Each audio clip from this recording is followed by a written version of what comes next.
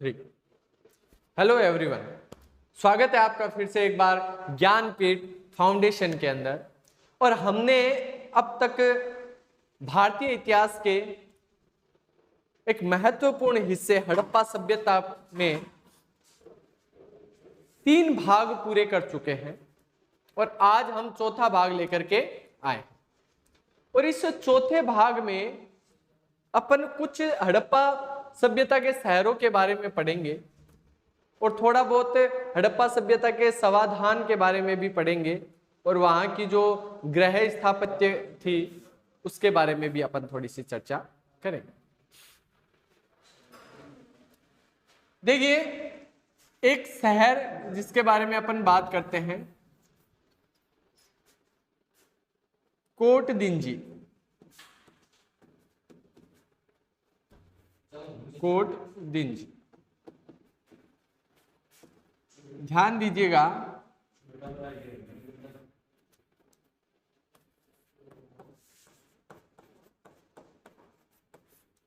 ये अपने पाकिस्तान में स्थित है। कहां पर है? पाकिस्तान में स्थित है। इसकी खोज जो है वो अपने लगभग 1956 से 57 के बीच में, 1956 से 1957। और इनके जो खोजकर्ता थे, नाम याद रखना, फजल अहमद खान। फजल अहमद खान। और ये स्थित कहां पर है? पाकिस्तान। कई बार पूछ लेते हैं, यहां पर जो भी आपको करवाया जा रहा है वो यूपीएससी के लेवल से करवाया जा रहा है। तो अगर कई बार पूछ लेते हैं कि कोटदिंजी जो है वो कौन सी जगह स्थित है, तो ध्यान रखिएगा, पाकिस्तान के अंदर स्थित है। 1956 से 57 के बीच में इसकी खोज हुई थी। इसके बाद एक बात करते हैं, सूतका गैंडोर।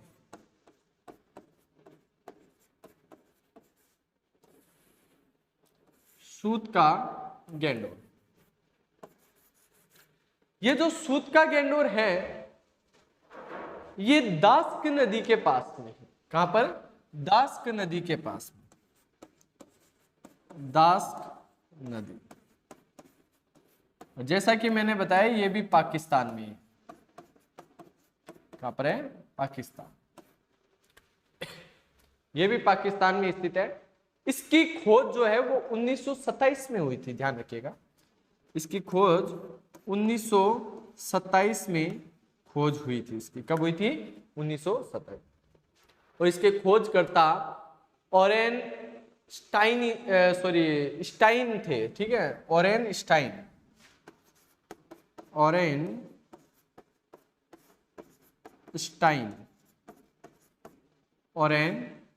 थे। कौन थे?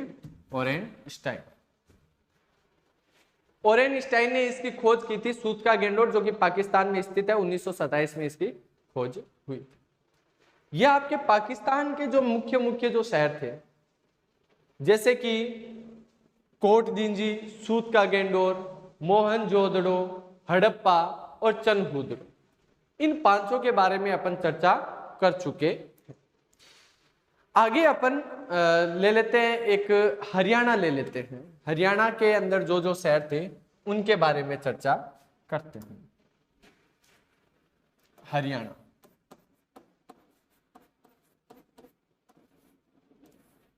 देखिए, हरियाणा में एक शहर आता है बनावली। कौन सा आता है? बनावली। बनावली जो है वो अपने सरस्वती नदी के पास में है, जो कि अभी गग्गर नदी के नाम से जानी जाती है। सरस्वती नदी के पास में, सरस्वती नदी के पास। कहां पर है?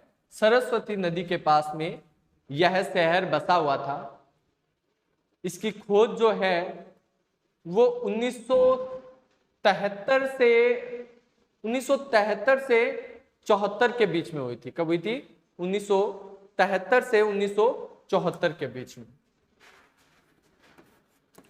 1973 से 74 के बीच में, ध्यान रखिएगा। और इसके इसके जो खोजकर्ता थे आर एस बिस्ट, ये इसके खोजकर्ता थे। अगर अपन बनावली के बारे में और बात करें तो बनावली जो है वहां पर हमें कई साक्ष्य मिले हैं, जिनमें से मुख्यतः एक तो हमें यहां पर मिट्टी का बना हुआ हल मिला है। मिट्टी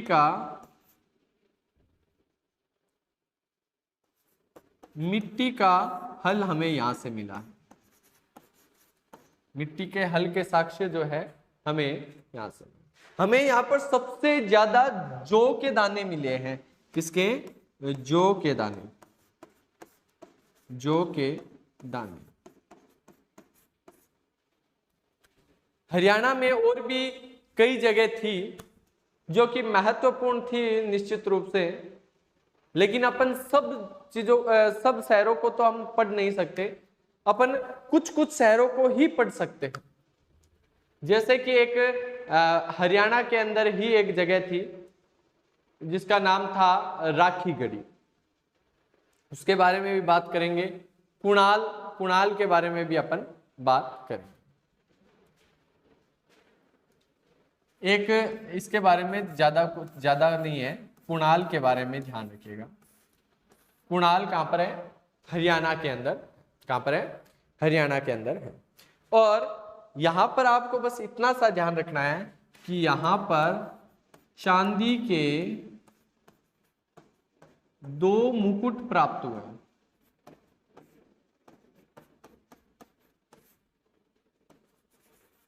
चांदी के 2 मुकुट हमें यहां से प्राप्त हुए। एक अपने बात करते हैं राखीगढ़ी की। ये भी बड़ा इंपॉर्टेंट है, ध्यान रखिएगा। आज थोड़ी तबीयत खराब है, इसीलिए मैं थोड़ा धीरे धीरे बोल रहा हूं। राखीगढ़ी जो है बहुत ही ज्यादा महत्वपूर्ण शहर है हड़प्पा सभ्यता का। ध्यान दीजिएगा, राखीगढ़ी की जो खोज है वो अपने खोजकर्ता का नाम है सूरजभान। खोजकर्ता थे सूरजभान। कौन थे? सूरजभान। और इसकी खोज अपने लगभग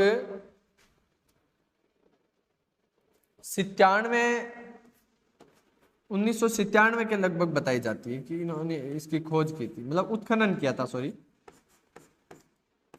ठीक है, उत्खनन जो है 1997 के लगभग माना गया है। किसका? राखीगढ़ी का। किसका? राखीगढ़ी। अब राखीगढ़ी में हमें याद क्या रखना है? ध्यान रखना, मई 2012, मई 2012 वर्ल्ड हेरिटेज, क्या है? World heritage fund, world heritage fund ने इस शहर को उन शहरों की सूची में डाला जो कि नष्ट होने की कगार पर है। जो कि नष्ट होने की कगार पर है, उन शहरों में राखीगढ़ी को माना है। यह आपके हरियाणा के अंदर जो शहर है उनके बारे में मुख्यतः यही आपको जानकारी प्राप्त होनी चाहिए। पूछ ले अगर कि कौन सी नदी के पास में है राखीगढ़ी, तो आप ध्यान रखना गग्गर नदी के पास में, ध्यान रखिए। आगे अपन बात कर लेते हैं। हरियाणा ले लिया है तो चलो पंजाब भी ले लेते हैं, ठीक है। पंजाब के अंदर एक जगह याद रखिएगा, रोपड़। कौन सा? रोपड़। क्या है? रोपड़। रोपड़। रोपड़ के बारे में आपको क्या क्या बातें ध्यान में रखनी है, ये चीजें ध्यान रखें कि भाई रोपड़ एक तो पंजाब में स्थित है। कहां पर है? पंजाब में। रोपड़ अपने सिंधु घाटी सभ्यता, सिंधु नदी जो है उसकी एक सहायक नदी है सतलज नदी। सतलज नदी, इस सतलज नदी के पास में यह शहर स्थित था। कहां पर है? पंजाब में स्थित था। 1953 से 1956 के बीच में, 1953 से 1956 के बीच में इसकी खोज और उत्खनन हुआ, और वो करने वाले व्यक्ति थे यज्ञदत्त शर्मा। यज्ञदत्त शर्मा। रोपड़ के बारे में इससे ज्यादा हमें जानकारियां याद भी नहीं करनी है और इतनी ज्यादा मिलती भी नहीं है। पंजाब के अंदर हमें एक ही चीज पढ़नी है, ये इतना ही पढ़ना है। बात कर लेते हैं अपन राजस्थान की। राजस्थान के अंदर भी एक ही जगह हमें देखने को मिलती है, राजस्थान। राजस्थान में हमें याद रखना है कालीबंगा। इस कालीबंगा को हड़प्पा सभ्यता की तीसरी राजधानी, हड़प्पा सभ्यता की तीसरी राजधानी कहते हैं, तीसरी राजधानी कहते हैं। यह मुख्य रूप से घग्गर नदी के पास में है भाई, जो कि प्राचीन समय में सरस्वती नदी के नाम से जानी जाती थी। कालीबंगा जो है ये इंपॉर्टेंट है, इसलिए इसके बारे में कुछ महत्वपूर्ण चीजें भी पढ़ेंगे। कालीबंगा का अर्थ होता है काले कलर की चूड़ियां, काले रंग की चूड़ियां। और जो मोहनजोदड़ो था उसका मैंने अर्थ बताया था। मोहनजोदड़ो का अर्थ था मृतकों का टीला। क्या था? मृतकों का टीला। इस कालीबंगा की जो खोज है वो 1951 में हुई। खोजकर्ता जो थे, इसके बारे में महत्वपूर्ण जानकारियां याद रखनी है, ध्यान रखना। खोजकर्ता अलग थे और उत्खननकर्ता अलग थे। इसके खोजकर्ता थे अमलानंद घोष, अमलानंद घोष। और इसके जो उत्खनन करता थे ना, वो एक नहीं थे, दुईठू थे। कितने थे? दो थे उत्खनन करता।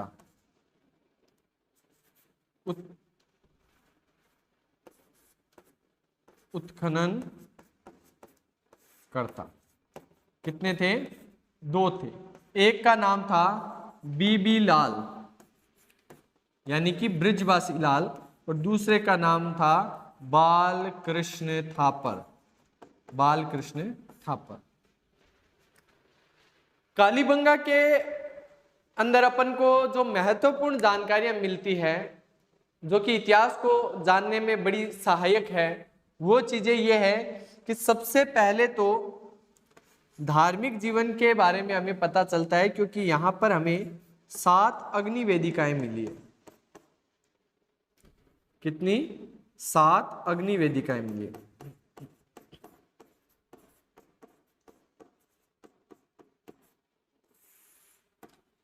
और आपको जानकर बड़ी हैरानी होगी कि इन 7 अग्नि वेदिका यानी कि अग्नि कुंडों में क्या मिला पता है? राख मिली है। क्या मिली है? राख मिली है। बोलो, राख। एक और क्या मिला है? ऊंट की हड्डियां। क्या मिली है? ऊंट की हड्डियां। ये 2 चीजें यहां पर मिली। निश्चित रूप से देखो, अग्निकुंड होगा उसके अंदर तो राख ही मिलेगी ना, लेकिन ये भी बताना जरूरी है हमको, जैसे कि हम बेवकूफ है, हमें पता ही नहीं। चलिए आगे बात करते हैं। इसके अंदर एक हमें मिला है बेलनाकार तंदूर, बेलनाकार तंदूर। ऐसा का ऐसा बेलनाकार तंदूर, ध्यान रखिएगा, ऐसा का ऐसा बेलनाकार तंदूर के साक्ष्य हमें मेसोपोटामिया से भी मिलते हैं। मेसोपोटामिया जो कि विश्व की सबसे प्राचीन सभ्यता थी। एक चीज बच्चों के दिमाग में आ जाती है कि सर कई इतिहासकार कहते हुए हैं कि भाई सिंधु घाटी सभ्यता जो है वो मेसोपोटामिया से भी प्राचीन समय की। तो जो नए शोध जो हो रहे हैं उन नए शोधों के अनुसार सिंधु घाटी सभ्यता 8000 वर्ष पूर्व मानी जा रही है। लेकिन हमें वो सही तब तक नहीं मानना है जब तक कि उसे एनसीईआरटी सही ना मान दे। और अभी तक तो शोध हो रहे हैं, उसका परिणाम नहीं निकला है, और 100% जब परिणाम निकल जाएगा, जब एनसीईआरटी उसको मान लेगी, जब यूपीएससी आरपीएससी उसको मानने लग जाएगी, तब हम भी मान लेंगे। तब तक के लिए आप जो है वही मानिए कि भाई सिंधु घाटी सभ्यता जो है 1900 से 2600 ईसा पूर्व की थी। बेलनाकार तंदूर यहां से मिला है, मेसोपोटामिया से भी मिला है। इसका मतलब यह है कि ये दो एक तो ये दोनों समकालीन थे। क्या थे? समकालीन, मतलब कि एक ही समय में दोनों थे। और दूसरा, इन दोनों के बीच में कहीं ना कहीं व्यापार होता था। एक हमें यहां से जुते हुए खेत मिले हैं। क्या वह? जुते हुए खेत के साक्ष्य।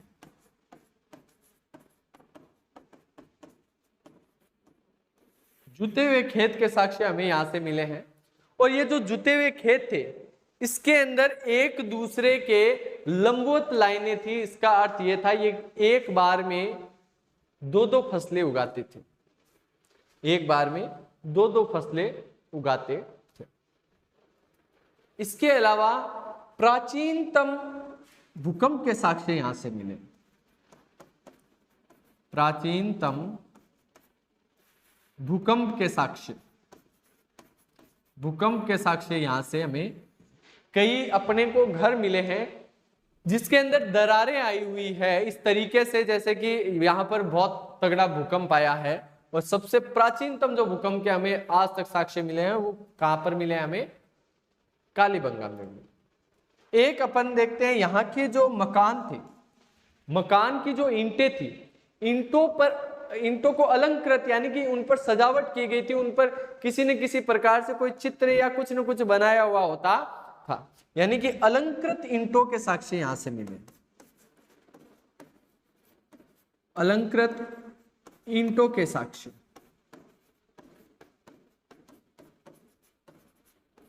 अलंकृत ईंटों के साक्ष्य हमें यहां से मिले। अपन को कालीबंगा के बारे में इतना जानना है, गग्गर नदी के पास में है, हड़प्पा सभ्यता की तीसरी राजधानी कहा जाता है। इसका जो अर्थ है वो है काले रंग की चूड़ियां। खोजकर्ता जो है वो अमलानंद घोष है, जिन्होंने 1951 के अंदर इसकी खोज की थी, और उत्खननकर्ता बीबी लाल और बीके थापर है। इसके अंदर हमें बेलनाकार तंदूर, जूते हुए खेत के साक्ष्य, और हमें यहाँ पर अलंकृत ईंटों के साक्ष्य, 7 अग्नि वेदिकाएं मिली हैं, और सबसे प्राचीनतम भूकंप के साक्ष्य भी हमें यहीं से मिलते। राजस्थान के अंदर हमें ये एक जगह हमें याद रखना। इसके बाद एक अपने बात करते हैं गुजरात के अंदर जो स्थित जगह है उनके बारे में। गुजरात के अंदर कई जगह मिली है हमें, लेकिन अपन मुख्य चीजों के मुख्य जगहों के बारे में जानकारी प्राप्त करेंगे। सबसे पहला धोलावीरा।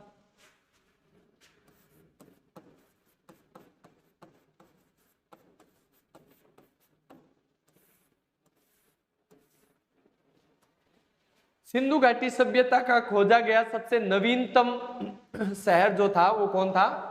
धोलावीरा था। इसकी खोज तो 1967-68 में हो गई थी, लेकिन इसका जो उत्खनन है वो 1990-91 में हुआ। इसके जो खोजकर्ता थे वो थे अपने JP Joshi, Jagpal Joshi, JP Joshi. JP Joshi जो है इन्होंने इसकी खोज की थी। यहां पर किन किन चीजों के साक्ष्य मिले? अच्छा, ये कौन सी जगह में स्थित है? तो ध्यान रखना, गुजरात के अंदर। नाम सुना होगा आपने, कच्छ का रण।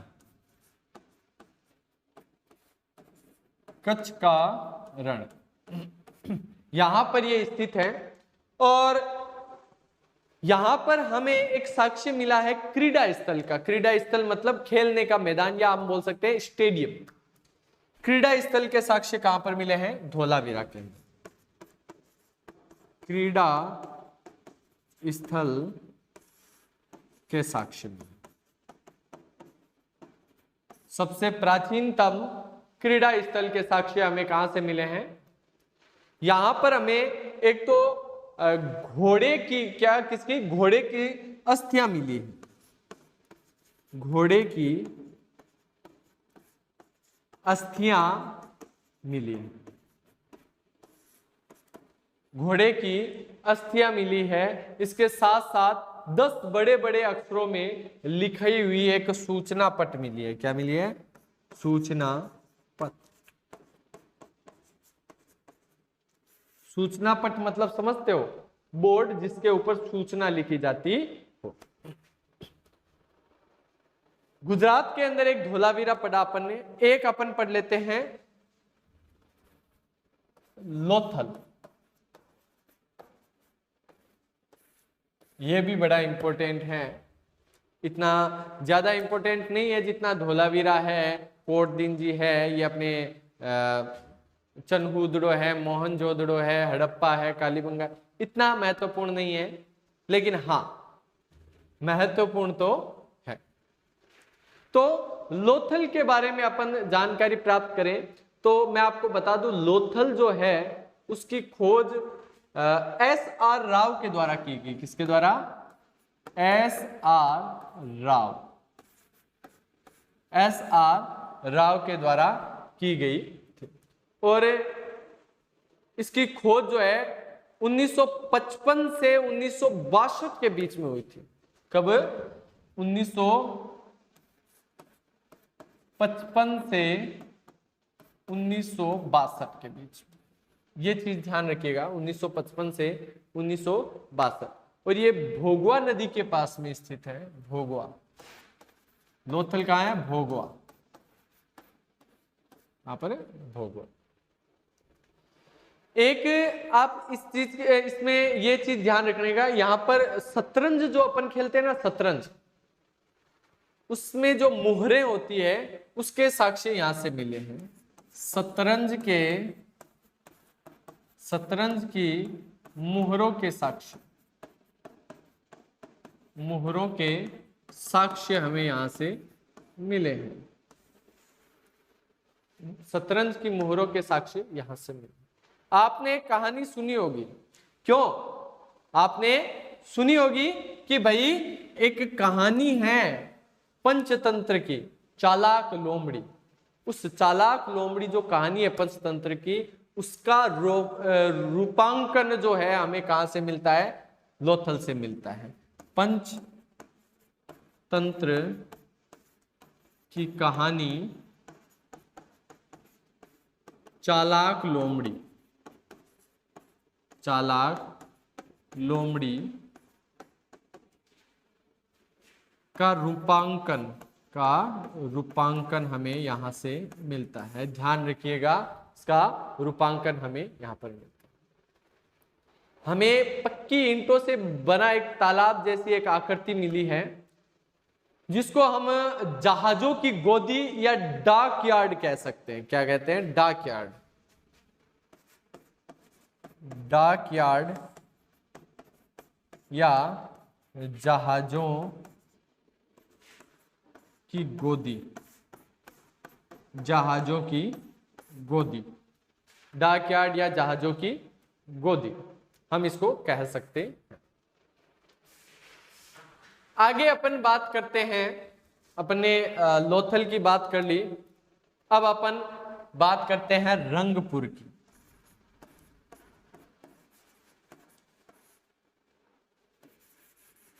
लोथल बात कर ली, धोलावीरा बात कर ली अपन ने, और अब बात करेंगे रंगपुर की। रंगपुर के बारे में ज्यादा कुछ याद नहीं रखना है, गुजरात के अंदर स्थित है। इसकी खोज 1954 में हुई, सॉरी इसकी खोज 1954 में, सही है, इसकी खोज 1954 में हुई थी और भादर के पास में स्थित है। और इसकी खोज भी ये सेम ही SR राव ने की थी, ध्यान रखिएगा, SR राव, ठीक है, SR राव ने की थी। बस इतनी सी चीजें आपको रंगपुर के अंदर आपको ध्यान।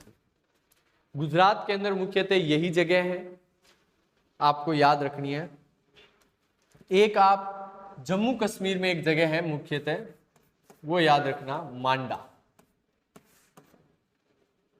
भारत में हड़प्पा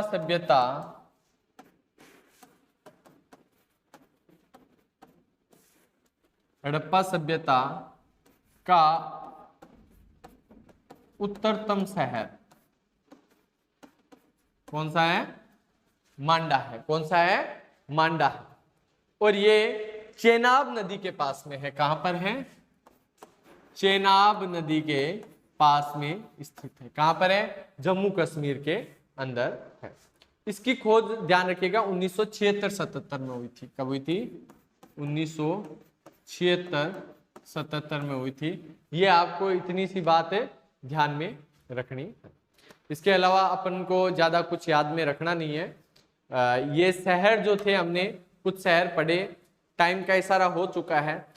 कुछ बातें जो है वो रह गई है हड़प्पा सभ्यता की, ज्यादा नहीं है, ज्यादा से ज्यादा 15 से 20 मिनट की बातें और होगी, जिससे हमारा हड़प्पा सभ्यता जो है पूरा का पूरा कंप्लीट हो जाएगा। तब तक के लिए हंसते रहे, मुस्कुराते रहे और हमारे वीडियोस, ज्ञानपीठ फाउंडेशन के वीडियोस देखते रहे। और अगर आपको वीडियोस अच्छा लगा है तो आप इस वीडियो को लाइक करें, शेयर करें और सब्सक्राइब करना ना भूलें। और हाँ, एक चीज और आपको बता दूं, आपके बच्चों की कुछ शिकायत आ रही थी, जैसे कि एक बैकग्राउंड की शिकायत आ रही थी जो कि हमने चेंज कर दिए हैं, और एक जो विजुअलिटी की जो है वो थोड़ी सी दिक्कत आ रही थी कि भाई हाथ जब हिलाते थे तो आपका हाथ थोड़ा सा ब्लर होता था सर, या आप थोड़े से इधर से उधर आते थे तो आप सर ब्लर हो रहे हो। ठीक है, ये शिकायत हमने दूर करने का प्रयास किया है। इस वीडियो में भी अगर आपको कोई भी किसी भी प्रकार की दिक्कत हो, क्योंकि अभी शुरुआती दिन है, हो सकता है कोई दिक्कतें हो, तो उसमें हम सुधार करेंगे। तो आपको अगर समझ में आ रहा है तो हम हर चीजों की सुधार कर सकते हैं। ठीक है, तो आपको समझ में आ रहा है या नहीं आ रहा है, ये आप कमेंट बॉक्स में लिख करके जरूर बताएं। और मेरे को इसके साथ साथ में कमेंट बॉक्स में ये भी बताएं कि जो आज हमने इतनी देर से पढ़ा है उसके अंदर से आप मेरे को ये बताएं कि भाई मृद बांड का छोड़िए, आप मेरे को ये बता दीजिए बेलनाकार तंदूर जो है वो उसके साक्ष्य कहां से मिले हैं? बेलनाकार तंदूर के साक्ष्य कहां से मिले? और एक आप उत्तर दे देना मेरे को कि मृद बांड पर पंचतंत्र की जो एक कहानी है लोमड़ी, उसके साक्ष्य कहां से मिले? एक प्रश्न आपके लिए ऐसा है जो कि आपको ढूंढना पड़ेगा, मैं अगले वीडियो में बताऊंगा, कि एक ऐसा शहर का नाम बताओ हड़प्पा सभ्यता के जहां पर हमें एक सांड की मूर्ति मिलती है जो कि अपने लिंग को बाहर करके खड़ा है और उसके साथ में एक पुरुष खड़ा है और वो संभोग की क्रिया करते हुए दिखाई दे रहे हैं। वो कौन से शहर में मिला है? वो चित्र कौन से शहर में मिला? Thank you, have a nice day.